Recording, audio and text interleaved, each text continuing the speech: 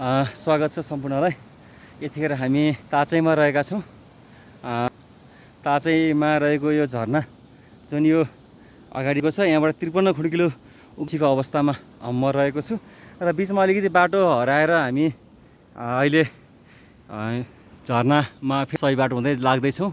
अगाडिपट्टि नाकको डाँडी ठोकिने किसिमको बाटो रहेको छ, सिँढी रहेको छ र यो बाटो हामी बिस्तारै बिस्तारै अब हिँड्नु छ झरनासम्म पुग्नको लागि। झरनामा पुगिसकेपछि भने पक्कै पनि निश्चित रूपमा आनन्दको अनुभूति हुनेछ। अहिले भने हामी माथि राष्ट्रिय झन्डा देख्न सक्छौँ। झरनामा हाम्रो गन्तव्य त्यहाँनिर राखिएको छ। अब यो सिँढीबाट हामी त्यहाँसम्म पुग्नेछौँ। अत्यन्तै चट्टान र त्यसपछि आएर यो ढुङ्गाहरू खोपेर भिरालो चट्टानमा बनाइएको सिँढी रहेको छ। हामी त्यहाँनिर पुगेपछि फेरि झरनाको दृश्य हेरेर आह्लादित हुनेछौँ।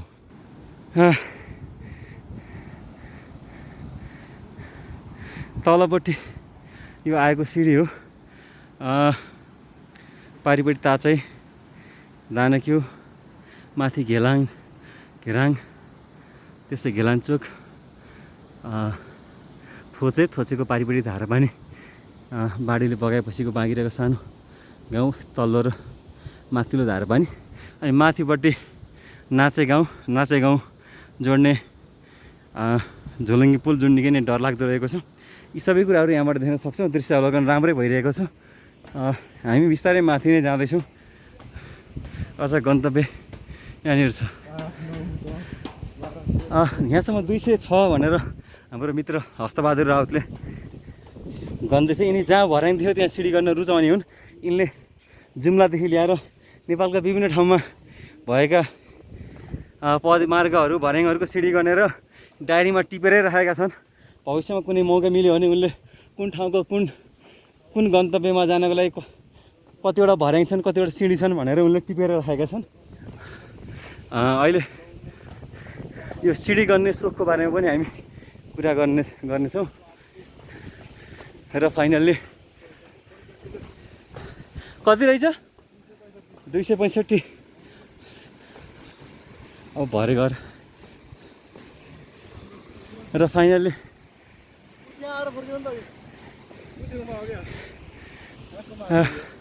हामी कहाँनिर आएर फर्क्यो? अलिकति अगाडि पुगेर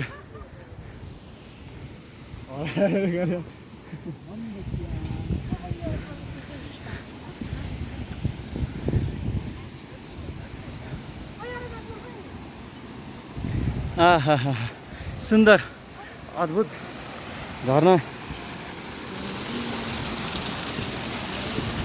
सिँढी त थप सिँढी पनि छन् गन है। तिम्रो भरे बेलुका गएर डायरीमा लेख्न बिर्सौला नि फेरि। यो कतिौँ सिँढी हो अहिलेसम्म गनेको? मनोरम, सुन्दर, अद्भुत।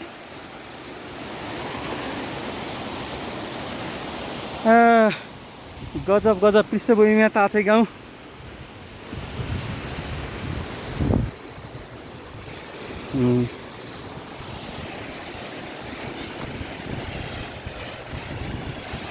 मान्छे मरेपछि स्वर्गको लागि चाहिँ आफूले घर यसरी बनाएर राख्ने चलन छ भन्ने अब स्थानीय मान्यता। यसै क्रममा हाम्रो बाराको मित्र हुनुहुन्छ। कस्तो अनुभव भइरहेको छ लास्टमा यहाँ आइपुग्दाखेरि? धेरै राम्रो छ। अलिअलि बाटो हराइयो, चिप्लियो पनि होइन, डर पनि लाग्यो, बाइकमा पनि डर लाग्यो। कस्तो समग्रमा भन्नुहोस् त ल? धेरै राम्रो छ ठाउँ यो। धेरै अप्ठ्यारो बाटो चाहिँ यहाँको, तै पनि हामीहरू मिसन पुरा भइसक्यो हामीहरूको। धेरै धन्यवाद। फाइनल्ली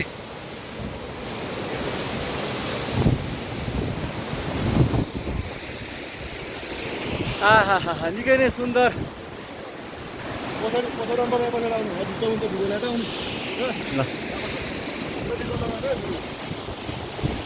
माथिबाट यसरी झरेको छ। लाग्छ एकछिन यसैमा बस्नु।